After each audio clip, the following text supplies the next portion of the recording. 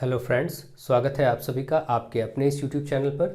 आज मैं आपको जो अति लघु उत्तरीय प्रश्नों की एक मैंने श्रृंखला दी थी, सभी चैप्टर्स का निचोड़, उसमें मैं आज अति लघु उत्तरीय का अगला पार्ट आपको देने जा रहा हूं। संभावना रहेगी कि इस पार्ट में मैं अति लघु उत्तरीय में सारे चैप्टर जो भी और बचे हैं पूरे मैथमेटिक्स को कंप्लीट कर दूं। एक पार्ट में आपको 5-6 चैप्टर का कुछ वर्क कराया गया था, प्रायिकता तक मैं पहुंचा था। आज इसमें मैं प्रायिकता से ही आगे बढ़ाते हुए आपको कोशिश करूंगा कि संपूर्ण पूरा ही चैप्टर, पूरी बुक ही इसमें हो जाए।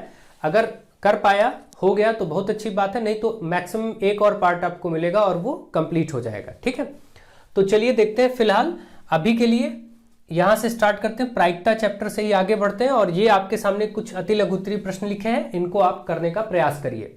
ठीक है, तो देखिए इसमें बोला गया यदि दो सिक्कों को एक साथ उछाला जाता है तो दोनों सिक्कों पर पूंछ आने की प्रायिकता ज्ञात करो। यानी दो सिक्के जब एक साथ उछाले जाते हैं तो क्या क्या संभावनाएं होती हैं। सोचिए, दो सिक्के अगर एक साथ उछाले जाएंगे तो हो सकता है कि भाई एक सिक्के पर हेड आए तो दूसरे पर भी हेड आ जाए, एक ये कंडीशन हो सकता है। दोनों सिक्के जब जमीन पे गिरे तो हो सकता है पहले पे हेड आए और दूसरे पे टेल दिखे, है ना। या हो सकता है कि दोनों पर ही टेल टेल आ जाए, या हो सकता है जब वो दो सिक्के गिरे तो पहले वाले पे टेल आए और बाद वाले पे हेड आ जाए। ऐसा संभव है, पहले वाले पे टेल आए और बाद वाले पे हेड आ जाए। ठीक है, इनके अलावा और कोई संभावना नहीं होगी। ये चार संभावनाएं हैं, ये चार परिणाम है जो हो सकते हैं। तो यानी ये भी प्रश्न कई बार पूछा जाता है कि दो सिक्कों को उछालने पर कुल परिणाम क्या होते हैं, या दो सिक्कों को उछालने पर प्रतिदर्श समष्टि क्या होगा।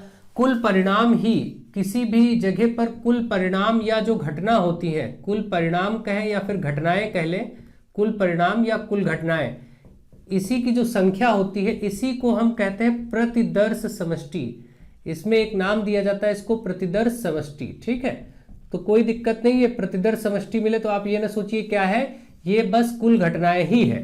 ठीक, तो यानी अगर दो सिक्कों को उछाला जाए तो कुल घटनाएं या प्रतिदर्श समष्टि क्या होगा, ये आपके सामने लिखे हैं। चार घटनाएं होंगी, कौन सी होंगी वो भी लिख दी गई हैं। अब इसमें आपसे पूछा, ये अगर ये पूछा गया होता, ये कई बार प्रश्न इतना ही पूछा गया, इतना ही आपको बताना है।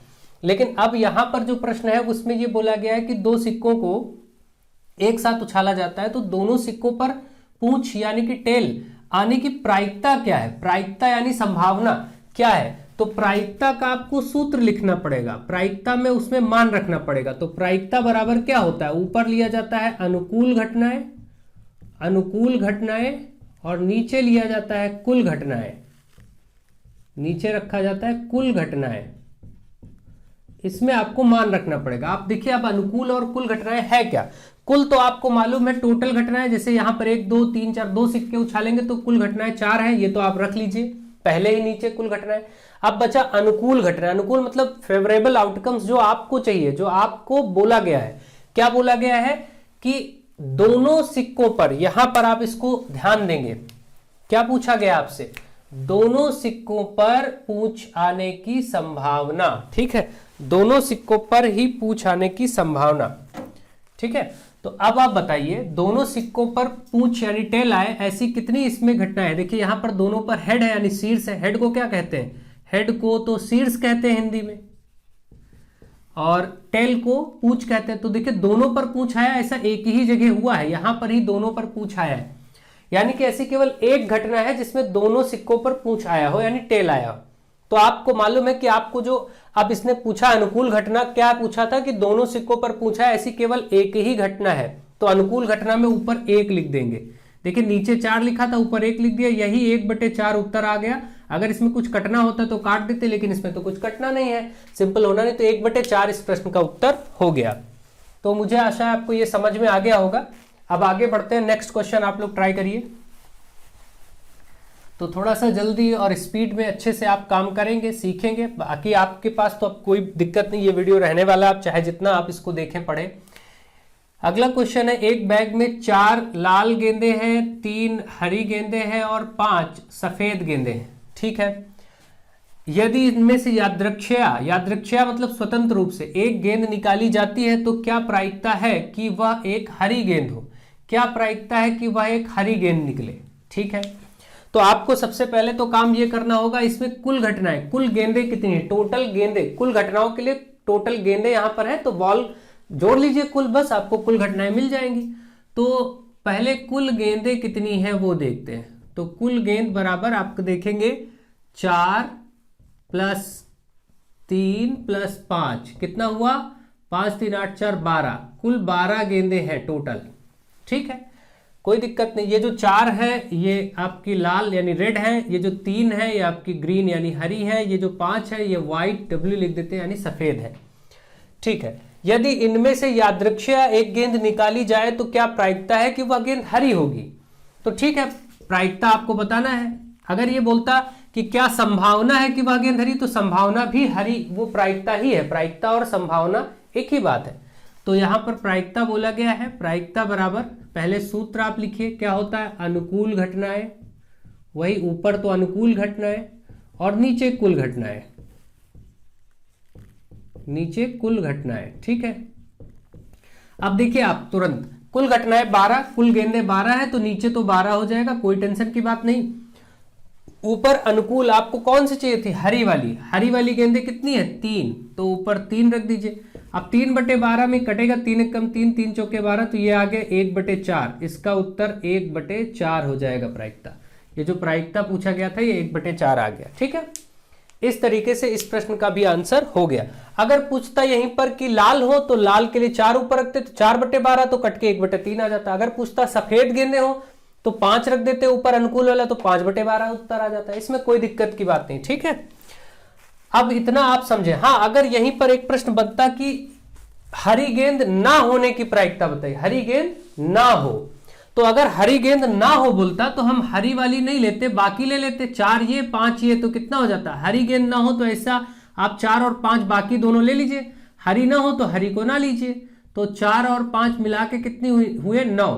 तो यहां पर बस अनुकूल घटनाओं में उस स्थिति में 9 रख देते, 9/12, तो 3 × 9 3 × 12, तब उसमें उत्तर आ जाता 3/4। ठीक है, ये भी आप आराम से कर सकते हैं। ठीक है, तो ऐसे भी प्रश्न आपसे पूछा जा सकता है, कोई दिक्कत की बात नहीं। मुझे आशा है आप समझ रहे होंगे। अब चलिए आगे बढ़ते हैं, नेक्स्ट क्वेश्चन की तरफ आगे बढ़िए। क्वेश्चन नंबर 3, ताश के पत्ते की गड्डी से एक पत्ता निकालने पर क्या संभावना है कि यह हुकुम का बादशाह हो? हुकुम का बादशाह, अब देखिए अगर हुकुम का बादशाह आपको बताना है तो आपको मालूम है हुकुम हर एक प्रकार के जो 4 प्रकार के ताश के पत्ते होते हैं उसमें जो जिसपे इस तरीके का चिन्ह बना होता है इसी को हुकुम कहते हैं। ठीक, और ये रंग में काला ही होता है देखने में। तो ऐसे हुकुम के कुल पत्ते आपके 13 हैं और पूरे ताश में जो हुकुम के बादशाह इसने बोला है ना, तो बादशाह में जिसपे आप देखते हैं किसी इंसान की खोपड़ी बनी होती है, चेहरा बना होता है, तो वो बादशाह है। और ऐसे बादशाह के पत्ते तो 4 ही होते हैं, ताश के पत्तों में बादशाह 4 होते हैं। ठीक है, उनमें से भी 4 बादशाह अलग अलग, हुकुम का केवल एक ही बादशाह होगा, एक हुकुम का होगा। देखिए एक ऐसे आप देखते हैं यहां पर इस तरीके के सिंबल होते हैं, मैं आपको यहां से बता देता हूं। देखिए आप सभी वैसे जानते हैं एक इस तरीके का सिंबल होता है, ये चिड़ी होता है, और एक इस तरीके से हार्ट बना होता है। ठीक, ये लाल रेड कलर का होता है, ये दोनों काले रंग के दिखते हैं, ये लाल रंग का होता है, और एक ऐसे शेप बना होता है ईंट के जैसा, तो इसी को ईंट कहते हैं। इसमें एक बादशाह इसका, एक बादशाह इसका, एक बादशाह इसका और एक बादशाह इसका, ऐसे हर एक पत्ता सबका एक एक होता है। तो यहां पर आप ये समझ गए कि हुकुम का बादशाह तो सिर्फ और सिर्फ एक ही होगा। ठीक है, हुकुम का बादशाह की बात की गई तो वो एक ही होगा, कुल बादशाह 4 होंगे लेकिन हुकुम का बादशाह एक ही होगा। ठीक है, तो अब आप देखिए, अब आपको यहां पर प्रायिकता बतानी थी, तो आप क्या करेंगे, प्रायिकता बराबर सूत्र लगाएंगे अनुकूल घटनाएं, अनुकूल घटनाएं ऊपर, और नीचे आप लिखेंगे कुल घटनाएं, नीचे लिखेंगे कुल घटनाएं। कुल घटनाएं, ताश के पत्तों में कुल पत्ते 52 होते हैं, तो नीचे 52 लिख देंगे। आप सब जानते हैं ताश के पत्तों की गड्डी में कुल पत्ते 52 होते हैं, और उनमें से केवल हुकुम का बादशाह निकले, इसकी केवल एक ही संभावना, क्योंकि एक ही हुकुम का बादशाह होता है, तो अनुकूल घटना 1 हो जाएगी, 1/52 इसका उत्तर हो गया। अब मैं इस प्रश्न को बदलता हूं, हुकुम हटा देता हूं। मान लीजिए इस प्रश्न में रहा होता कि केवल यह पत्ता यह बादशाह हो, केवल इतना होता कि यह बादशाह हो, तो आप बताइए बादशाह कितने होंगे? तो आप समझेंगे हुकुम का भी एक बादशाह होता है जिस पर के लिखा होता है, इसका भी एक बादशाह होता है, इसका भी एक बादशाह होता है और इसका भी एक बादशाह। तो कुल बादशाह जो होते हैं वो 4, हर प्रकार के फिर पत्ते 4 4 होते हैं। तो बादशाह जिस पर के भी लिखा होता है, चेहरा भी बना होता है, 4 बादशाह होते तब यहां पर अनुकूल घटना की जगह पर 1 ना होकर 4 आ जाता। अगर उसने ये प्रश्न किया होता कि ताश के पत्ते की गड्डी से एक पत्ता निकालने पर क्या संभावना है कि यह बादशाह हो, तो बादशाह होते हैं 4, अनुकूल घटनाएं आपको मिल गई 4। तो इस स्थिति में आप यहां पर ऊपर रखते 4 और नीचे रखते 52। तो क्योंकि कुल पत्ते 52 है तो 4 1 13 चौके 52 होता है, ऊपर 1 नीचे 13, 1/13 फिर उत्तर हो जाता। ठीक है, इस प्रकार से आप प्रश्नों को डील करते। चलिए कोई बात नहीं, आगे बढ़ते हैं फटाफट। बाकी डिटेल में मैं अगर आप कहेंगे तो प्रायिकता भी एक बार पढ़ा ही दूंगा, वैसे मैंने पहले पढ़ाया हुआ है लेकिन फिर भी। नेक्स्ट क्वेश्चन देखिए, 3 सिक्कों को एक साथ उछालने पर कुल कितनी घटनाएं संभव हैं? 3 सिक्के अब उछाले जा रहे हैं। अभी तक 2 सिक्के उछाले गए थे तो 4 घटनाएं संभव थी, 3 सिक्के उछाले जाएंगे तो कुल 8 घटनाएं। याद रखिए कितनी घटनाएं? 8 घटनाएं होंगी। अब वो घटनाएं कौन सी होंगी जब 3 सिक्के उछाले जाएंगे? भाई 3 सिक्के हम फेंके और तीनों जमीन पे गिरेंगे तो हो सकता है कि तीनों पर ही हेड आ जाए, हो सकता है एक बार। अब हम ये मानते कि पहले 2 पर हेड आए और तीसरे पर टेल आ जाए, ऐसा भी संभव है। अब मान के चलते नहीं केवल एक पे हेड आए और बाकी दोनों पे टेल आ जाए, ये भी संभव है। 3 सिक्के उछाले गए ना, ये भी संभव। इसी तरीके से हो सकता है तीनों पर टेल आ जाए, बिल्कुल इसी पैटर्न पे। हो सकता है कि पहले 2 पे टेल आए और एक पे हेड आ जाए, फिर हो सकता है पहले पे टेल आए बाकी दोनों पे हेड आ जाए, ऐसा भी संभव है। तो 6 घटनाएं तो आपके सामने आ गई। अब 8 में 2 कौन सी हैं? 2 ऐसा हो सकता है कि हेड आए फिर टेल आए बीच में और किनारे वाले पे हेड आए। यहां हो सकता है टेल आए बीच में हेड आए फिर किनारे टेल आए। ये इस प्रकार से 8 घटनाएं, और कोई घटना आप यहां पर नहीं दिखा पाएंगे। ये 8 घटनाएं पॉसिबल हैं जब 3 सिक्के एक साथ उछाले जाते हैं। तो ये हमने लिख दिया। यहां पर प्रश्न था केवल 3 सिक्कों को एक साथ उछालने पर कुल कितनी घटनाएं संभव है लिखें। तो कुल 8 घटनाएं संभव है और 8 घटनाएं हमने लिख कर दिखा दिया। ठीक है, अब आप इसको अच्छे से समझ लीजिए और नोट्स बना लीजिए। ठीक है, आगे बढ़ते हैं। चलिए नेक्स्ट आप देखेंगे, नेक्स्ट क्वेश्चन आपके पास है, एक कक्षा में 13 विद्यार्थी हैं, उनमें से 6 लड़के हैं तथा शेष बाकी लड़कियां हैं। तो यदि उनमें से एक विद्यार्थी को चुना जाता है किसी भी कार्य के लिए, तो उसमें बताइए क्या प्रायिकता है कि वह लड़की हो। ठीक है, तो सबसे पहले तो कुल विद्यार्थी, कुल आपको मालूम होना चाहिए, कुल घटनाएं हो या कुल संख्या हो। तो यहां पर विद्यार्थी है इसलिए कुल विद्यार्थी ले लेंगे। कुल विद्यार्थी है 13, इनमें से लड़के आपको बता दिया गया, लड़के कितने हैं? 6 है ना। तो लड़कियां अपने आप आपको मालूम हो जाएगा, 13 में से घटा लीजिए। जब टोटल 13 है तो 13 में से घटा लेंगे ये 6, तो 7 7 6 13, 7 लड़के 6 लड़के 7 लड़कियां। आपके सामने लड़के और लड़कियां आ गया, पता चल गया कितने लड़के हैं कितने लड़कियां। अब आपको कोई दिक्कत नहीं, अब आपको प्रायिकता बतानी है या संभावना बतानी। जो एक बच्चा चुना गया है, एक लड़का उसमें सेलेक्ट किया गया है, वो लड़की हो, तो आप क्या करेंगे? अनुकूल घटनाएं ऊपर लिखेंगे जो आपको सेलेक्ट करना है, जो बोला गया है, और कुल घटनाएं जो पहले से मालूम है उसको तो आप नीचे रख ही देंगे, इसमें तो कुछ सोचना ही नहीं। कुल घटनाओं की जगह 13 बच्चे थे, इसको तो आप 13 पहले ही लिख दीजिए। क्या प्रायिकता है कि वह एक लड़की हो? लड़की कितने हैं हमारे पास? लड़कियां हैं 7, तो ऊपर 7 रख देंगे बस। 7/13, अब ये कटेगा नहीं, यही उत्तर हो जाएगा। बस यही आपको ध्यान देना है, ऐसे ही प्रायिकता के प्रश्न आराम से लग जाते हैं। तो इस प्रकार से मैंने ये सभी प्रश्न आपको समझा दिए हैं। अब चलिए नेक्स्ट चैप्टर की तरफ आगे बढ़ते हैं और उनके अति लघु उत्तरीय प्रश्न देखते हैं। इनमें से कभी कभी संभव है कि कुछ प्रश्न लघु उत्तरीय में भी बन जाए। ठीक है, आप बिल्कुल ऐसा ना सोचिए कि केवल ये अति लघु में ही आएंगे, हो सकता है इनमें से लघु उत्तरीय में भी प्रश्न आपको मिले। ठीक है, अच्छे से मेहनत करिए, आप केवल सीखने पर फोकस करिए। ठीक है, मैं प्रयास कर रहा हूं बेहतर से बेहतर आपको प्रोवाइड करने के लिए। चलिए आगे बढ़ते हैं। अब आप सभी को इन प्रश्नों को सॉल्व करना है। चलिए इनको देखते हैं और सॉल्व करते हैं। और आप सभी ज़्यादा से ज़्यादा इस वीडियो को शेयर करते रहें, ज़्यादा से ज़्यादा मित्रों को इनवाइट करते रहें, क्योंकि अब आपके लिए ये प्लेटफॉर्म हमेशा बहुत ही शानदार प्लेटफॉर्म रहेगा। जो भी स्पेशल क्लासेस होंगी, जो भी अच्छे से अच्छी क्लासेस होंगी, वो इसी प्लेटफॉर्म पर मेरे द्वारा दी जाएंगी, क्योंकि मैं अब और अन्य कहीं इस तरीके की क्लासेस प्रोवाइड नहीं कर पाऊंगा। इसके पहले मैं जहां भी पढ़ा रहा था और अभी भी पढ़ा रहा हूं, तो वहां पर मैं अपनी जिम्मेदारी का निर्वहन करूंगा, बट यहाँ पर मेरा कार्य जो होगा वो एक विधिवत बहुत शानदार क्लास आपको प्रोवाइड करना। यहाँ पर मैं आपको मैथ, इंग्लिश, साइंस, कुछ भी हर तरीके से सब कुछ बेहतर से बेहतर अब यहीं पर मेरे द्वारा आपको चीज़ें मिलेंगी। अन्य प्लेटफॉर्म पर मैं सिर्फ एक कार्य के रूप में निर्वहन करूंगा वहां पर, ठीक है। और यहाँ ये मेरा पर्सनल प्लेटफॉर्म है, तो यहाँ पर आपको बहुत ढंग से क्लासेस मिलेंगी। इसलिए आप सब ये बात ध्यान से समझ लीजिए कि आप लोगों को अब आशीष सर स्टडी जोन चैनल को ही आगे बढ़ाना है, और जो लोग मुझसे पढ़ना पसंद करते हैं, मुझसे सीखना पसंद करते हैं, उनको इसी चैनल पर अच्छे से अध्ययन करना होगा और अपने मित्रों को आगे यहीं पर इनवाइट करना होगा।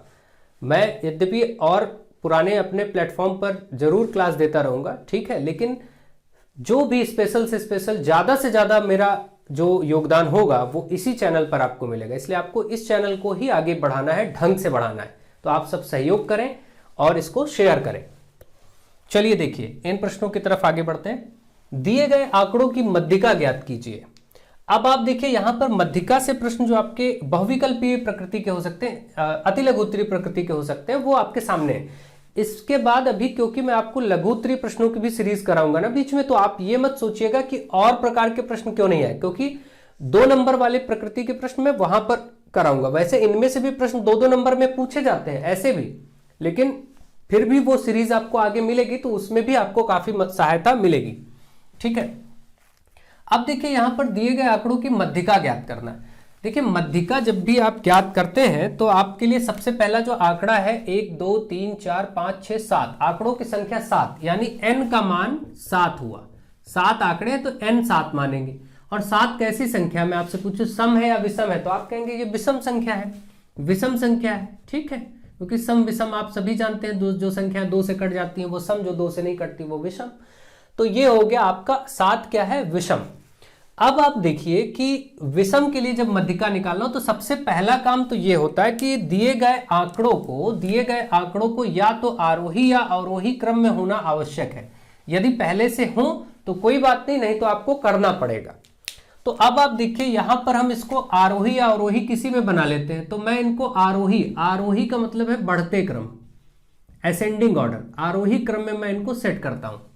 तो सबसे पहले देखिए, सबसे छोटी संख्या इनमें क्या, 8 9 11 12, तो आप यहां लिख लीजिए इस तरीके से 8 9 11 12, और इसके बाद 8 हो गया, 9 हो गया, 11 12 हो गया, फिर 14 15 18, 14 15 और 18, ये आपने आरोही क्रम में लिख लिया। अब आप, क्योंकि आंकड़े विषम थे, n का मान विषम है, तो जब विषम हो तो मध्यिका का सूत्र क्या होता है, ध्यान से देखिए। जब आंकड़े विषम हो तो मध्यिका का सूत्र ऐसे लिखा जाता है, n+1 टोटल बटे 2, और ब्रैकेट लगा के वह पद ऐसे बाहर लिख देते हैं, वह पद। अब इसका क्या मतलब है, n का मान तो ये 7 ही है, 7 रख देंगे, +1 बटे 2 वह पद, ठीक है। अब आप देखिए 7 1 8 हो जाएगा, 8 बटे 2वां पद, 8 बटे 2 का मतलब हो गया 4वां पद, यानी चौथा पद। अब आप बताइए जरा, चौथा पद क्या है, 4वां पद आया, इसको कट के भाई 2 1 कम 2 2 चौके 8, तो 4 बचा, तो 4वां पद। अब ये बताइए 4वां पद क्या है, यहां से देखिए आप, जो आपने आरोही क्रम में लिखा है, देखिए 1 2 3 4, चौथा पद ये है 12। तो इसका मतलब इस प्रश्न के लिए जो मध्यिका आ गई, वो मध्यिका आ गई 12। ये 12 उत्तर हो गया। आप जाकर के वहां चौथा पद देख लेंगे और उसी को उत्तर कर देंगे। 12 इसका आंसर हो गया, ठीक है। इस तरीके से आपको करना था, ये विषम का तरीका। कोई भी विषम आंकड़े, अब यहां पर 7 थे, अगर ये 9 होते तो मैं यहां 9 रख देता, 9 1 10, 10 बटे 2, 5वां पद तब आता, 5वां पद देख लेते, तब ये 14 उत्तर हो जाता, ठीक है। तो इस तरीके से कुछ भी हो, आप आराम से इसको कर सकेंगे। तो चलिए हम इसको हटा रहे हैं और आगे बढ़ते हैं। नेक्स्ट क्वेश्चन आप ट्राई करिए, देखिए आपके लिए क्या है। नेक्स्ट क्वेश्चन बोला गया, यदि फुटबॉल, ये हो गया, यदि फुटबॉल की एक टीम द्वारा 8 मैच, अब देखिए यहां पर आंकड़े 8 है, 8 मैचों में प्राप्त अंक निम्न है, ये आपके 8 मैचों में प्राप्त अंक है, इनकी मध्यिका बताना है, ठीक। यहां पर मैच कितने हुए हैं, 8, और आठों के अंक दिए हैं, इसका मतलब n का मान आपको 8 दिया है और ये कैसी संख्या है, सम संख्या है। इनको भी पहले आरोही या अवरोही में करना है, तो चलिए इस बार मैं क्या करता हूं, इनको अवरोही में कर देता हूं ताकि आपको ये कंफ्यूजन न रहे कि आरोही में ही क्यों किया जा रहा है। इस बार मैं अवरोही में कर देता, आपकी मर्जी चाहे जिसमें करिए, आरोही या अवरोही। अवरोही का मतलब घटते क्रम, आरोही का मतलब बढ़ता क्रम। आरोही को इंग्लिश में असेंडिंग कहते हैं और अवरोही को डिसेंडिंग। डिसेंडिंग मतलब घटना, तो अवरोही क्रम घटता क्रम।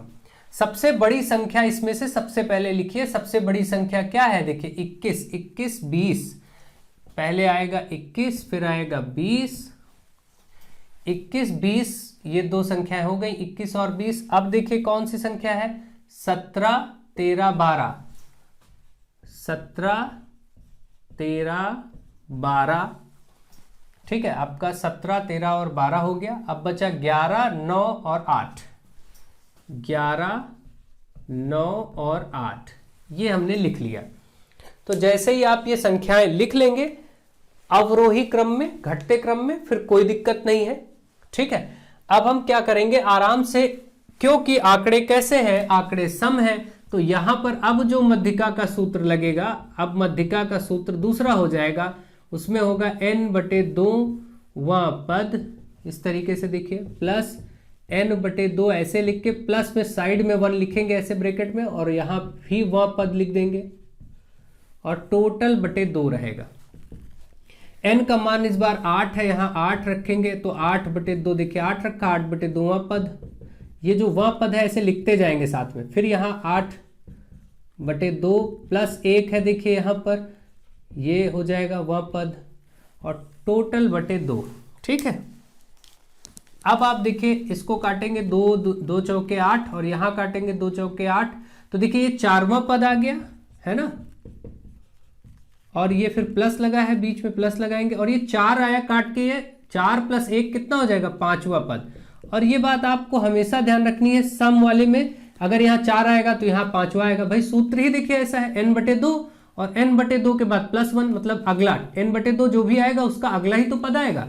यहाँ 4वां आया तो यहाँ 5वां आया, अगर यहाँ 6ठा होता तो यहाँ 7वां होता, अगर यहाँ 8 आता तो यहाँ 9 आता, मतलब अगला जस्ट इसके बाद वाला ही आएगा, ये भी ध्यान रखेंगे।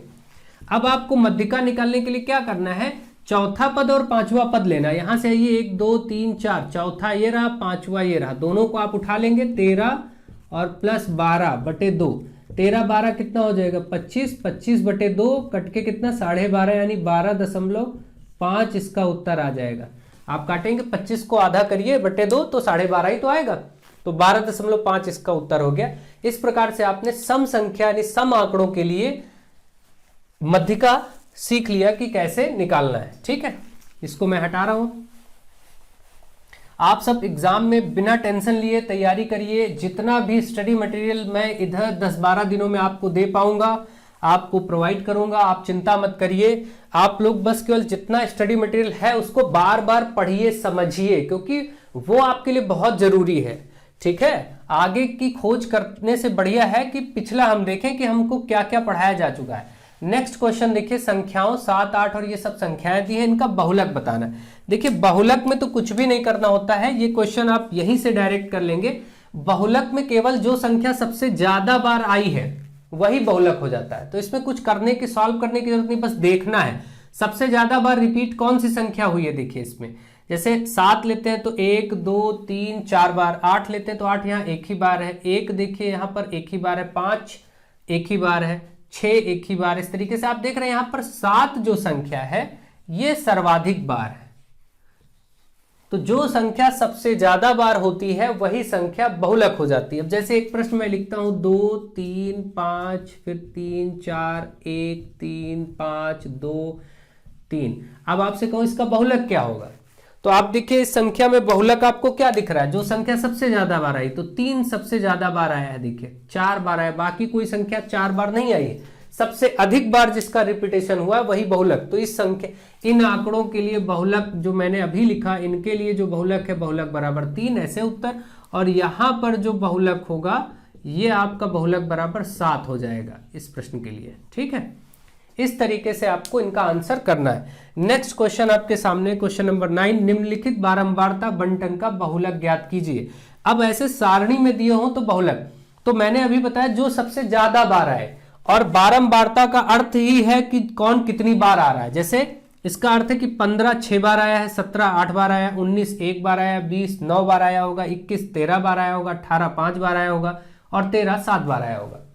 तो आप सोचिए इनमें से कौन सा ऐसा पद है, ऊपर जो पद लिखे इनमें से कौन सा ऐसा पद है जो सर्वाधिक बार आया है। तो देखिए सर्वाधिक बार ये 13, सबसे ज्यादा बार 21 आया है। इसका मतलब 21 सबसे ज्यादा बार आया है, तो यही 21 ही बहुलक हो जाएगा। तो इस सारणी वाले प्रश्न के लिए भी आप देखकर ही उत्तर बता देंगे, बहुलक बराबर 21। क्यों, कोई पूछे क्यों 21 है, तो 21 इसलिए क्योंकि 21 की बारंबारता सबसे ज्यादा है, 21 सबसे ज्यादा बार आया है, बस आंसर हो गया।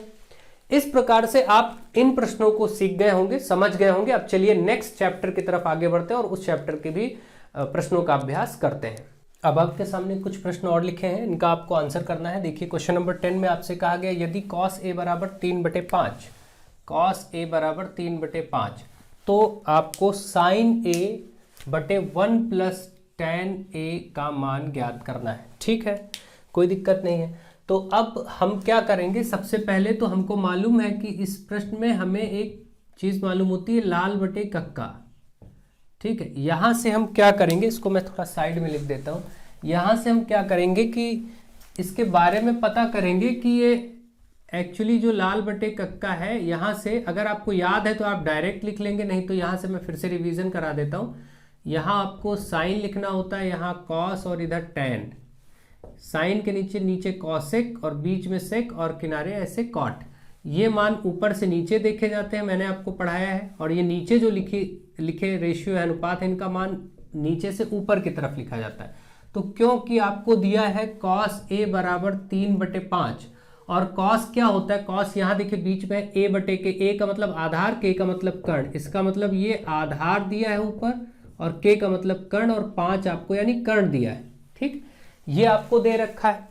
अब आप तुरंत समकोण त्रिभुज बनाएंगे, समकोण त्रिभुज बनाएंगे और उसमें जो कुछ भी जहां दिया है उसको रखेंगे। जैसे मैं ए बी सी यहाँ रखता हूं, और अब इस समकोण त्रिभुज में मैंने ए यहां पर माना है, तो ए अगर हमने यहां माना है तो ये वाला इसके ठीक विपरीत वाली ये रेखा लंब रेखा हो जाएगी, ये आधार होगा, और ये वाली जो सबसे बड़ी भुजा है ये तो कर्ण। सबसे राइट एंगल ट्रायंगल समकोण त्रिभुज में सबसे बड़ी भुजा तो कर्ण होती है, वो तो बदलती नहीं है।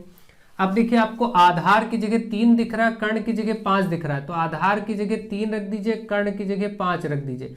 अब आपको ये लंब नहीं पता, यानी लंब रेखा BC का मान नहीं पता है, तो इसके लिए आपको मैंने बताया कि आप जब आपको किसी भी समकोण त्रिभुज का की एक भुजा ना पता हो तो पाइथागोरस की प्रमेय का प्रयोग करिए। पाइथागोरस प्रमेय से आप निकाल सकते हो। वो क्या होता है, पाइथागोरस जी ने बताया कि कर्ण का स्क्वायर बराबर लंब का स्क्वायर प्लस आधार का स्क्वायर, लंब का स्क्वायर प्लस आधार का स्क्वायर, स्क्वायर मतलब घात 2 वर्ग, है ना। तो अब देखिए कर्ण आपको पता है 5, 5 का वर्ग बराबर लंब आपको नहीं पता, लंब रेखा क्या है BC, तो BC लिख लेते हैं यहाँ पर, BC स्क्वायर प्लस आधार आपको 3 पता है तो 3 रख दीजिए। अब देखिए 5 का हो जाएगा 25, 5 गुणे 5 25, और यहाँ पर BC प्लस 3 गुणे 3 9 हो जाएगा, प्लस 9 है इधर आएगा -9 हो जाएगा, 25 में ये -9 हो जाएगा, तो BC स्क्वायर 25 में 9 माइनस होगा 16 आएगा, BC स्क्वायर बराबर 16। तो BC बराबर अंडर, जब वर्ग होता है तो दूसरी तरफ वर्गमूल हो जाता है, मैंने आपको बताया, तो 16 का वर्गमूल आ जाएगा 4। तो यहाँ आप देख रहे हैं लंब रेखा आ गई 4, ये भी मिल गया, BC का मान भी मिल गया 4। अब आपको जो ज्ञात करना था ये बस इसको लिखिए और यहाँ पर मान रखिए। ठीक है, तो अगर ये आपको समझ आ गया तो मैं ये वाला पार्ट हटा दूं ताकि यहाँ पर आराम से आपको अच्छे से लिख के दिखाया जाए। आप लोग स्क्रीनशॉट इसका लेना हो ले लीजिए, मैं अब इसको हटाऊंगा, पाइथागोरस वाले जो 4 निकाला यहाँ तक, और फिर आगे आपको यहीं पर करना बताएंगे। तो चलिए मैं हटा रहा हूँ। ठीक, आपने देखा कैसे 4 निकाला गया। अब इस वाले पार्ट को मैं रफ कर देता हूँ ताकि कोई दिक्कत ना हो, जगह हो जाए, अच्छे से हम काम कर पाए। अब देखिए हमें जो फाइंड करना है वो फाइंड करना है साइन ए बटे 1 प्लस tan a, यही तो फाइंड करना है। तो आप सोचिए साइन क्या होता है, साइन देखिए यहाँ L बटे के, लंब बटे कर्ण। अगर हम साइन का मान लिखेंगे तो साइन a का मान होगा लंब बटे कर्ण, लंब इसमें कितना है 4 और कर्ण कितना है 5, तो ये हो जाएगा। तो यहाँ पर 4/5 लिख देंगे, और एक जगह हमको tan रखना है तो इसको भी मान निकाल ही लेते हैं। मान दोनों हम देखिए यहाँ पर दोनों मान लिख लेंगे तो थोड़ा आसानी रहेगी। tan a क्या होता है, tan यहाँ देखिए ऊपर से नीचे l बटे लंब बटे आधार, लंब है 4 आधार है 3, यानी ये आया 4/3। ठीक है, दोनों के मान देखिए यहाँ पर मैंने लिखते, अब इसमें पुट करिए जो आपको फाइंड करना था, इसमें मान रखिए, साइन की जगह आप रख दीजिए 4/5 और नीचे 1 प्लस tan की जगह रख दीजिए 4/3। तो कोई दिक्कत नहीं, अब इसको सॉल्व करेंगे, ऊपर 4/5 है ही है, नीचे इसका एलसीएम लेना पड़ेगा, 3 एकम 3 4 7 भाई 3 एकम 3, फिर प्लस है ये 4 और बटे में 3 ही रहेगा। आपको ये सब करना मैंने बताया है, 4/5 और इस नीचे आ गया 4 3 7/3। जब दो भिन्ने इस तरीके से ऊपर नीचे लिखी होती है तो मतलब ये भाग में है, और जब भी भाग में भिन्ने होती है तो भाग गुणा लगाते हैं और इसको पलट देते हैं नीचे वाली भिन्न को, 7/3 हो जाएगा 3/7। ये तरीका है, ध्यान रखिएगा। अब कुछ कटवट रहा नहीं, तो 4 3 12 ऊपर हो गया और 5 7 35 नीचे हो गया। देखिए 12/35 इस प्रश्न का उत्तर हो गया। वैसे इस प्रकार के प्रश्न आपको लघु उत्तरी में मिलने के चांसेस ज्यादा रहेंगे। ठीक है, अगर आते हैं तो आप इसका आंसर समझ गए कि 12/35 इसका उत्तर कैसे आया। ठीक है, चलिए मैं हटाता हूं और नेक्स्ट क्वेश्चन की तरफ आगे बढ़िए और आप उसको सॉल्व करने का प्रयास करिए। नेक्स्ट क्वेश्चन आपके सामने है, देखिए यहां पर ट्रिग्नोमेट्रिक टेबल जो मैंने आपको पढ़ाई उसके मान केवल रखने हैं और सॉल्व कर देना। तो ये तो बहुत ही आसान सा प्रश्न है, केवल मान रखना है भाई। साइन 60, बीच में देखिए साइन 60 कॉस 30 के बीच में कोई चिन्ह नहीं, तो आप समझेंगे इसमें गुणा है। साइन 60 कॉस 30 और प्लस का कॉस में 60 गुणे साइन में 30। ठीक है, आप लोग कई लोग इसको जानते हैं, sign A cos B, cos A sine B का फॉर्मूला है, कुछ लोगों को मालूम होता है। तो ये साइन ए प्लस बी का सूत्र भी है, लेकिन वो सब आप में है नहीं, तो मैं आपको उस दिशा से ना ले चल के सीधे सीधे मान रखने वाला बता रहा हूँ। ठीक है, क्योंकि वो सरल तो पड़ेगा, लेकिन क्योंकि वो आपको नहीं पढ़ाया गया तो नई चीजें पढ़ाने से कोई फायदा नहीं। अब देखिए साइन 60 का मान आप टेबल आपको मालूम है √3/2।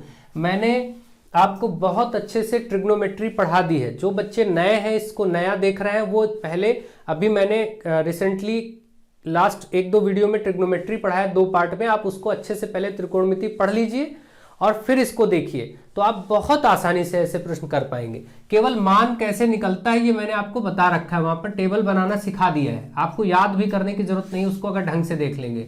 साइन 60 √3/2 गुणे कॉस 30, कॉस 30 का मान कितना होगा, वो भी √3/2 ही होता है, प्लस कॉस 60 होता है 1/2 गुणे साइन 30, ये भी 1/2 होता है।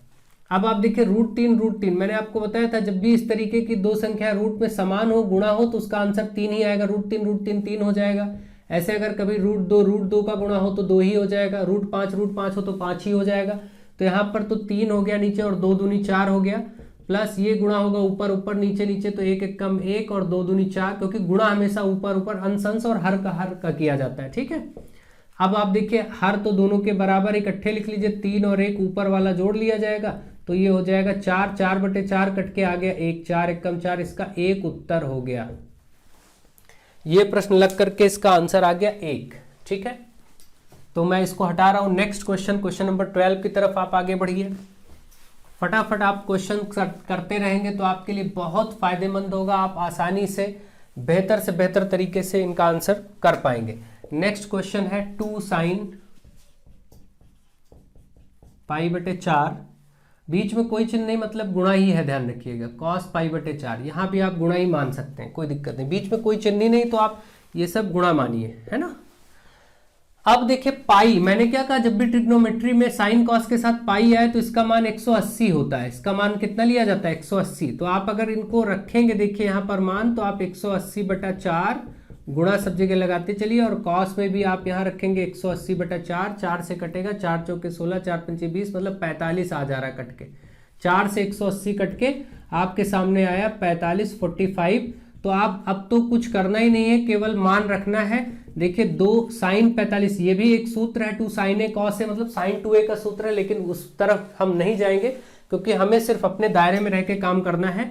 2 sin 45 का होता है 1/√2 और cos 45 का भी होता है 1/√2। ऊपर हो जाएगा 2 1 कम 2 और नीचे √2 कितना होगा, √2। अभी मैंने बताया जब दो संख्या समान रूट में हो तो √2 ही आ जाएगा, तो इसको 2 आ गया। देखिए कट के 2 1 कम 2, इसका भी उत्तर फाइनल 1 आ गया। ठीक है, तो मुझे आशा है आपको कोई प्रॉब्लम नहीं होगी कि ये प्रश्न कैसे लगाया गया, कैसे इसका उत्तर निकला है। ठीक है, इसको हटाते हैं और आगे बढ़ते हैं। अब चलिए आगे बढ़ेंगे। क्वेश्चन नंबर 13 बेलन के लिए आपको देखिए सूत्र पूछा गया है, केवल आप सूत्र बताइए इसमें। ठीक है, देखिए क्या बोला गया है, बेलन के संपूर्ण पृष्ठ का क्षेत्रफल, संपूर्ण पृष्ठ का क्षेत्रफल तथा वक्र पृष्ठ के क्षेत्रफल का सूत्र, केवल सूत्र ही लिखना है। किसी भी बेलन में आपको मालूम इस प्रकार से आकृति बेलन की बनती है, नीचे ये आपका ऊपर भी वृत्त होता है, नीचे भी वृत्त होता है, ऐसे ये इसको ऊंचाई h कहते हैं और ये जो आधा वाला पोर्शन इसको r त्रिज्या कहते हैं, r यानी त्रिज्या। बेलन में जो सूत्र होते हैं वो मैं सारे सूत्र एक बार लिखा देता हूं। जैसे बेलन का जो आयतन होता है आपको मालूम है, इसका सूत्र होता है पाई r स्क्वायर h, इसमें सब में बीच में कोई चिन्ह नहीं तो गुणा अपने आप समझ लीजिए।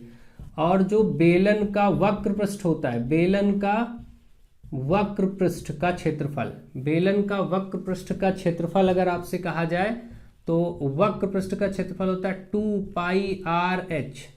देखिए वक्र पृष्ठ क्या है, जैसे ये मार्कर बेलनाकार ही तो है, बेलन के जैसा है वक्र पृष्ठ, ये जो घुमा हुआ पार्ट गोल वाला पार्ट है ये पूरा पार्ट वक्र पृष्ठ होता है। ठीक है, इसके बाद अगर तीसरा सूत्र आपसे कहा जाए कि बेलन का संपूर्ण पृष्ठ, बेलन का संपूर्ण पृष्ठ का क्षेत्रफल, तो संपूर्ण पृष्ठ का आप क्षेत्रफल अगर लिखेंगे तो वो होगा 2 पाई r और ब्रैकेट में h प्लस r, ये हो जाएगा। ठीक है, और एक और आपसे प्रश्न ऐसे पूछा जा सकता है, बेलन के आधार का क्षेत्रफल, बेलन के आधार का क्षेत्रफल, आधार कहे या कभी कभी सिरा भी बोल सकता है, आधार का क्षेत्रफल। तो आप ये बताइए जरा, ये मार्कर बेलन है, आपको इसके आधार में नीचे जहां मैं ये उंगली दिखा रहा हूं इस जगह पर देखिए क्या आपको दिख रहा है। ये अगर आप दिखाएं, मैं आपको दिखाऊं तो आप देख रहे हैं यहां पर वृत्त बना है।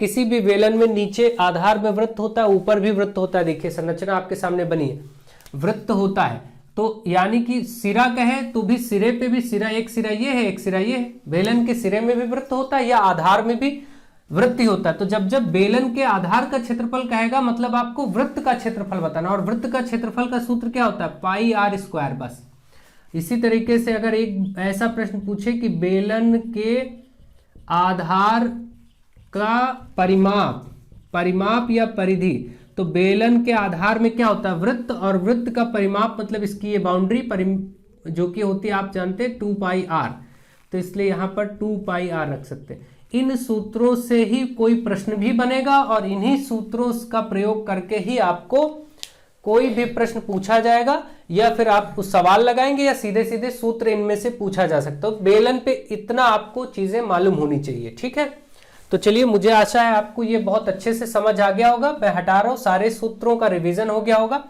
अब आपके लिए 2 प्रश्न आगे हैं 14 और 15 नंबर पे बेलन के, इनको आप लगाइए। ठीक है, चलिए मैं हटा देता हूं इनको। तो मुझे आशा है आपको ये बहुत ही अच्छे से समझ आ रहा होगा, ये आपके लिए वीडियो बहुत ही हेल्पफुल होगा। आप बस धैर्य रखिए क्योंकि हम लोगों को भी काम काफी होता है, हम चाहते हैं कि हम आपका ज्यादा से ज्यादा आपका फायदा करा सकें आपकी परीक्षा के दृष्टिकोण में। तो अपना पूरा प्रयास हम करते हैं और आप लोग भी अपना पूरा प्रयास करें, ज्यादा से ज्यादा मित्रों को इस पे चैनल पे इनवाइट करें, उनको बुलाएं और इस चैनल पर लाभ उठाने के लिए बोलें। नेक्स्ट क्वेश्चन नंबर 14, एक बेलन की ऊंचाई 6 सेंटीमीटर, त्रिज्या 7 सेंटीमीटर, तो इसका आयतन क्या होगा। देखिए बेलन के बारे में क्या क्या दिया है, बेलन की ऊंचाई, ऊंचाई बेलन की h से आप लिख सकते हैं, h मतलब हाइट, ऊंचाई दी है 6 सेंटीमीटर, ये ऊंचाई है, h का मतलब हाइट यानी ऊंचाई। त्रिज्या 7, त्रिज्या का मतलब रेडियस, r से लिखते हैं, त्रिज्या को r से व्यक्त किया जाता है। ठीक, त्रिज्या 7 सेंटीमीटर। तो आपको इसका आयतन बताना है। अब देखिए बेलन है, बेलन का आयतन अभी मैंने सूत्र आपको बताया कि बेलन का जो आयतन होता है वो होता है पाई r स्क्वायर h। पाई का मान यहाँ 22/7 रखना होता है, r आपको 7 था तो 7 रख के ऊपर वर्ग है, वर्ग किया, गुणे h ऊंचाई यानी 6। अब देखिए 22/7 गुणे 7 गुणे 7 2 बार लिख देंगे क्योंकि वर्ग है, गुणे 6, 1 1 7 कट गया। अब आप देखिए 22 गुणे 6, 7 छंग 42, देखिए 7 छंग 42। अब बताइए 42 और 22 का गुणा करना है तो 2 दूनी 4, 2 चौके 8, आपका 4 और 8 तो 4 8 4 12 9, 924। ठीक है, तो आप देख रहे हैं यहाँ पर 924 आ गया, और क्योंकि ये आयतन था सब सेंटीमीटर में था तो आयतन हमेशा सेंटीमीटर की घात 3 में लिखें, या इसी घात 3 को हिंदी में घन कहते हैं तो घन सेंटीमीटर भी कई जगह आपको लिखा मिलेगा। इस तरीके से आप लिख सकते हैं। ठीक, तो इस प्रश्न का आंसर भी हो गया और ये लग गया। अब चलिए आगे बढ़ते हैं नेक्स्ट क्वेश्चन की तरफ।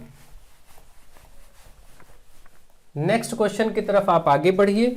नेक्स्ट क्वेश्चन 15 में कहा गया एक बेलन के आधार का व्यास 14 सेंटीमीटर है, ऊंचाई 7 सेंटीमीटर, तो इसका संपूर्ण पृष्ठ का क्षेत्रफल क्या होगा। ठीक है भाई, बेलन के आधार का व्यास, तो अभी आपको मैंने बताया कि बेलन के आधार में क्या होता है, सर्कल यानी वृत्त। तो जब भी वो बेलन के आधार का व्यास 14 है, आपको दिया क्या है यहां पर, बस केवल नोट करिए, आपको दिया है व्यास, आधार का व्यास, व्यास यानी डायमीटर डी से कहते हैं, और व्यास दिया है 14 सेंटीमीटर। तो अगर व्यास 14 है तो आपको मालूम है कि किसी भी वृत्त का अगर व्यास क्या होता है, पूरी ये लाइन जो केंद्र से जाती है और आधी लाइन जो होती है वो त्रिज्या होती है। तो व्यास 14 है तो त्रिज्या इसका आधा 7 हो जाएगा।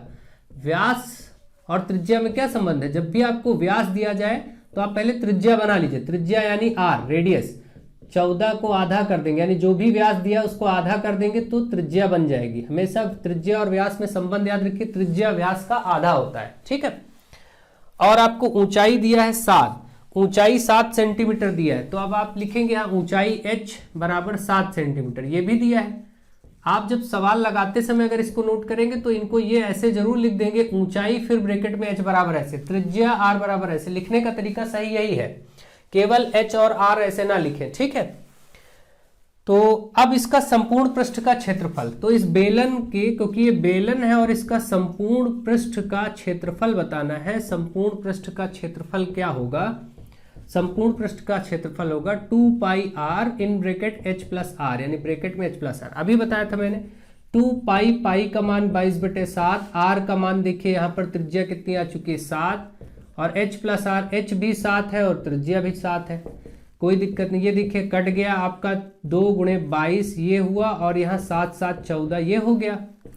अब आप देखें 14 दूना 28, 14 दूना 28 हो गया, 2 और 14 का गुणा 28 हो गया, और 22 से इसको और कर दीजिए। अब 28 गुणे 22 केवल कर लीजिए, 2 8 16, 2 दूनी 4 1 5, ठीक 56 हो गया, फिर 56 हो जाएगा, 6 6 5 11, 616। ठीक है, आप देख रहे हैं इसका मान आ गया 616 सेंटीमीटर स्क्वायर लिखेंगे, क्योंकि ये क्षेत्रफल था इसलिए सेंटीमीटर स्क्वायर, क्योंकि आप संपूर्ण पृष्ठ का क्षेत्रफल लिख रहे हैं इसलिए 616 सेंटीमीटर स्क्वायर लिख देंगे। ठीक है, इस प्रकार से इस प्रश्न का क्वेश्चन नंबर 15 भी आपका कंप्लीट होता है, और ये भी चैप्टर में बेलन का पार्ट हो गया। अब चलिए कुछ शंकु के क्वेश्चन भी कर लेते हैं ताकि आपका शंकु का भी अति लघुत्तरीय सेगमेंट कंप्लीट हो जाए। तो चलिए देखते हैं। अब देखिए आपके सामने कुछ शंकु से संबंधित प्रश्न लिखे हैं। क्वेश्चन नंबर 16 आपके सामने, शंकु की तिर्यक ऊंचाई का सूत्र लिखे। देखिए मैं सारे सूत्र आपको फिर एक साथ बता देता हूँ। शंकु के लिए भी शंकु की संरचना कुछ ऐसी बनती है जैसे आप लोग बर्थडे में कैप यूज़ करते हैं बच्चों के लिए, या फिर आइसक्रीम की कोन है, ये सब चीज़ें आपको शंकुआकार दिखेंगी इस तरीके से। ठीक है, तंबू की आकृति लगभग जो होती है वो शंकुआकार होती है। तो इस तरीके से शंकु है, और शंकु में ये जो आप देख रहे हैं यहाँ पे बेस में एक वृत्त दिख रहा है। आपने आइसक्रीम खाई है कोन में, तो उसमें देखिए ऊपर एक सर्कल गोला दिखता है, वृत्त होता है, फिर वो वृत्त नीचे की तरफ घटता जाता है। इसी प्रकार से संरचना कोन बनती है। ठीक है, तो आप देख रहे हैं यहाँ पर तो आपका ये हो गया वृत्त। आप एक कोन आपके सामने बना जिसमें ये यहाँ से जो इधर का हाफ पार्ट है ये r यानी त्रिज्या होता है, रेडियस, और ये जो बीच वाली रेखा आप देख रहे हैं ये हाइट है, ऊंचाई, और ये जो टेढ़ी सी लाइन आ रही है इस साइड में, इसी को कहते हैं तिरछी ऊंचाई, तिरछी ऊंचाई, या फिर एक और नाम है इसका तिर्यक ऊंचाई, तिर्यक ऊंचाई। इसको L से लिखते हैं, इंग्लिश में स्लैंट हाइट कहते हैं, स्लैंट हाइट। ठीक है, तो L, H और R में पहला ही संबंध होता है L स्क्वायर बराबर H square plus R square. ठीक, ये एक सूत्र होता है। L मतलब तिरछी ऊंचाई, H मतलब ऊंचाई, R मतलब त्रिज्या। तो पहला तो सूत्र जो है वो यहीं से आ गया, ये भी लिख देंगे। ठीक है, लेकिन इसने कहा है कि तिर्यक ऊंचाई का सूत्र बताओ, तो अगर केवल L हम यहाँ से निकालें तो ये जो वर्ग है ये इस तरफ वर्गमूल आ जाएगा इस पर, तो ऐसे H square plus R square आप ऐसे भी लिख सकते हैं। ठीक है, ये आपका हो गया सूत्र। और इसी शंकु के लिए जो सूत्र होता है, शंकु का अगर आपको आयतन बताना हो, शंकु का आयतन यानी वॉल्यूम अगर बताना हो, जिसको V से लिखते हैं, तो 1/3 पाई R स्क्वायर H ये होता है। अगर हमें शंकु का वक्र पृष्ठ बताना हो, शंकु का वक्र पृष्ठ बराबर ये होता है पाई आर एल, पाई 22/7, आर त्रिज्या, एल क्या है, तिरछी ऊंचाई, एल यानी स्लैंट हाइट। अगर हमें शंकु का संपूर्ण पृष्ठ बताना हो, संपूर्ण पृष्ठ यानी संपूर्ण पृष्ठ लिखा जाए, या देखिए यहाँ केवल मैंने वक्र पृष्ठ लिखा है, इसका मतलब वक्र पृष्ठ का क्षेत्रफल। संपूर्ण पृष्ठ मतलब संपूर्ण पृष्ठ का क्षेत्रफल। कभी कभी केवल संपूर्ण पृष्ठ लिखा होता है, कभी कभी पूरा क्षेत्रफल तक लिखते हैं। तो ये होगा pi R L plus R bracket में ऐसे। और कभी कभी शंकु के लिए भी शंकु के आधार का क्षेत्रफल पूछ लें, तो शंकु के आधार में आप देख रहे हैं कि शंकु के आधार में क्या है, शंकु के आधार में इस तरीके से एक वृत्त होता है। तो इसका मतलब जब भी शंकु के आधार का भी क्षेत्रफल वो बोलेगा तो आपसे वृत्त का ही पूछना चाह रहा है। शंकु के आधार का क्षेत्रफल या जो भी पूछे तो आप उसको वृत्त का ही समझ के पाई आर स्क्वायर, अगर परिमाप बोलेगा तो 2 पाई आर बोल देंगे, क्योंकि शंकु के आधार में है क्या, वृत्त ही तो है। शंकु का आधार बोलने का मतलब वृत्त, सर्कल। ठीक, तो कुछ सोचना नहीं है, ये आपके सूत्र हो गए, इन सूत्रों का प्रयोग होगा। तो आपने देखा पहला तो सूत्र से ही संबंधित था और बाकी आपको अब निकालना है। तो चलिए निकालते हैं, कैलकुलेट करते हैं और फटाफट इसको कंप्लीट करके एंड करते हैं। यहाँ पर एक और पार्ट आपको मैं दूंगा, बस उसमें ये पूरा संपूर्ण समावेश हो जाएगा। इनमें से कई लघु त्रिप्रश्न भी बन सकते हैं, ये आप ध्यान रखें। आगे एक शंकु के आधार का व्यास 6 सेंटीमीटर। जब भी शंकु है तो व्यास दिया है, व्यास अगर दिया है 6 सेंटीमीटर तो मैंने कहा त्रिज्या निकाल लीजिए तुरंत, क्योंकि व्यास आपको प्रयोग नहीं करना होता है। हर सूत्र में त्रिज्या ही होता है आर, और त्रिज्या क्या होता है, व्यास बटे 2, व्यास का आधा, व्यास बटे 2। डी मैंने जो लिखा, डी का मतलब डायमीटर होता है, डायमीटर इंग्लिश में कहते हैं व्यास को, व्यास बटे 2। व्यास है 6 बटे 2 करेंगे तो 3 सेंटीमीटर त्रिज्या निकल आया। ठीक है, ये निकल आया। अब आपसे कहा गया ऊंचाई 14 सेंटीमीटर, ऊंचाई आपको दिया हुआ है 14 सेंटीमीटर। अभी मैं केवल नोट कर रहा हूं जो दिया है, ऊंचाई 14 सेंटीमीटर। अब आपसे इसका आयतन पूछा है, इस शंकु का आयतन अगर पूछा है तो हम आयतन का सूत्र लगाएंगे। आयतन होता है 1/3 पाई आर स्क्वायर एच। ठीक है, इसमें आपको मान रखना है 1/3, पाई का मान 22/7, आर आपका देखिए कितना है, त्रिज्या 3 का स्क्वायर, एच कितना है 14। ठीक है, कोई दिक्कत नहीं, 1/3 22/7, और ये जो 3 है 3 का स्क्वायर, 3 गुणे 3 लिख देते हैं स्क्वायर को, और 14, 7 एकम 7, 7 दूनी 14 कट गया, 3 से ये वाला 3 कट गया। आप देख रहे हैं आपका बचा 22 और ये 3 और ये 2 है ना, 22 गुणे 6, 6 दूनी 12, 6 दूनी 12 1 13, 6 दूनी 12, 6 दूनी 12 1 13, 132। क्योंकि ये आयतन था तो आप यहाँ पर लिख देंगे सेंटीमीटर की घात 3, क्योंकि आयतन को घात 3 या घन सेंटीमीटर बोल सकते हैं। ये इस प्रश्न का आंसर हो गया। देखते रहिए, अगर कहीं कोई एक आध नंबर छूटे, कभी 2 या 3 कोई मल्टीप्लाई, तो कोई बड़ा इशू नहीं है। मान लीजिए अब मैं मल्टीप्लाई जल्दबाजी में कर जाऊँ, 2 छूट जाए तो कोई बहुत बड़ा पहाड़ नहीं हो गया, आप आराम से उसको मल्टीप्लाई कर सकते हो। थोड़ा ध्यान रखिए, कोशिश रहती मेरी कि ना छूटने पाए, लेकिन इतनी सारी चीजें बोलना, बताना, करना, तो कहीं कुछ मिसअंडरस्टैंडिंग थोड़ा बहुत हो सकता है, कुछ छूट जाए। फिलहाल संभावनाएं कम होती हैं। ठीक है, चलिए आगे देखते हैं। मैं पूरा प्रयास रखता हूं कि ध्यान रखूं, लेकिन फिर भी हो सकता है, कुछ भी हो सकता है। ठीक है, नेक्स्ट क्वेश्चन नंबर 18। यदि एक शंकु की ऊंचाई 24 है, यहां पर देखिए इस बार आपको जो दिया है मैं नोट करता हूं, ऊंचाई को h, हाइट h लिखते हैं, और ये 24 सेंटीमीटर दे दिया। शंकु की ऊंचाई 24 तथा इसकी तिरछी ऊंचाई 25। तिरछी ऊंचाई या तिर्यक ऊंचाई है ना, एक ही बात है। तिरछी ऊंचाई कहें शंकु में या तिर्यक ऊंचाई कहें, उसको L से लिखते हैं। ये 25 सेंटीमीटर दे दिया गया है। ठीक है, तो इसकी त्रिज्या बताइए। तो आपको पहले त्रिज्या यानी R बताना है। ठीक है, कोई दिक्कत नहीं। और इसका वक्र पृष्ठ भी बताना। 2 चीजें इसमें आपको ज्ञात करनी है, वक्र पृष्ठ भी ज्ञात करना है। वक्र पृष्ठ को इंग्लिश में CSA, कर्व्ड सरफेस एरिया कहते हैं, ये भी ज्ञात करना है। वक्र पृष्ठ इंग्लिश से आप मतलब मत रखिए, बस वक्र पृष्ठ आपको ज्ञात करना है। अब चलिए देखते हैं, पहले जो त्रिज्या निकालनी, तो आपको मालूम है जब H, L और R 3 होते हैं तो उनमें एक संबंध होता है, सूत्र L स्क्वायर बराबर H square plus R square. इसका प्रयोग करते हैं। L का मान 25 है, यहाँ 25 रख दें, ऊपर वर्ग है। H का मान आपको 24 दिया गया तो 24 रख दीजिए। R आपको बताना था, R स्क्वायर ऐसे रखिए, 25 का वर्ग 25 गुणे 25 625 होता है। 24 का वर्ग जब आप 24 गुणे 24 दो बार करेंगे तो 576 होगा। मैंने आपको 1 से 30 तक वर्ग याद करने के लिए बोला था, आप उसको याद करते रहिए। आर स्क्वायर, अब देखिए 576 इधर घट जाएगा 625 में आके, क्योंकि इधर प्लस में है इधर माइनस में हो जाएगा, इधर केवल आर स्क्वायर बचेगा। इसमें से घटाएंगे 15 में से 6 गया 9, 11 में से 7 गया 4, केवल 49 बचा। आर स्क्वायर बराबर 49, तो आर बराबर अंडर रूट 49। जब वर्ग जो है इधर हटेगा, वर्ग उस तरफ वर्गमूल हो जाएगा और 49 का वर्गमूल 7 आता है। तो आपने देखा 7 7 49 होता है ना, तो 49 का वर्गमूल 7 आया। तो अगर ये 7 मिल गया, अब आपसे पूछा था दूसरा एक पार्ट तो आ गया, त्रिज्या 7 आ गई, आपसे वक्रपृष्ठ पूछा था, तो आप तुरंत ही अगला सूत्र लगाएंगे भाई, शंकु का वक्रपृष्ठ होता है पाई आर एल। पाई का मान रखेंगे 22/7, आर आ चुका है 7 आपका, एल आपका पहले से 25 दिया था, 7 और 7 कट गया, 22 गुणे 25 इसका आंसर। मल्टीप्लाई करिए 22 गुणे 25 आप कर लीजिए, 25 को 22 से गुणा करेंगे तो कितना आएगा 550, ठीक है। 25 को 22 से गुणा करेंगे तो 550 आ जाएगा। और वक्रपृष्ठ था इसलिए सेंटीमीटर लिख करके उस पर स्क्वायर लगा दीजिए। वक्रपृष्ठ का क्षेत्रफल, वक्रपृष्ठ बोले या वक्रपृष्ठ का क्षेत्रफल एक ही बात है। तो मुझे आशा है अब आपको ये वीडियो बहुत अच्छे से बहुत सहायता कर देगा, काफी कुछ आपको इसमें समझ आ जाएगा। बहुत सारे प्रश्न इसमें लघु तरीके भी बन सकते हैं, आपको समझना है, थोड़ा बहुत हेरफेर करके बन सकते हैं या ऐसे ही इसी प्रकार से बन सकते हैं, डेटा थोड़ा बहुत बदल सकता है, चीजें वैसे ही पूछी जाती हैं। आप ध्यान से समझिए, सीखिए और आगे बढ़िए, ज्यादा से ज्यादा चैनल को शेयर करिए। So thank you to all of you.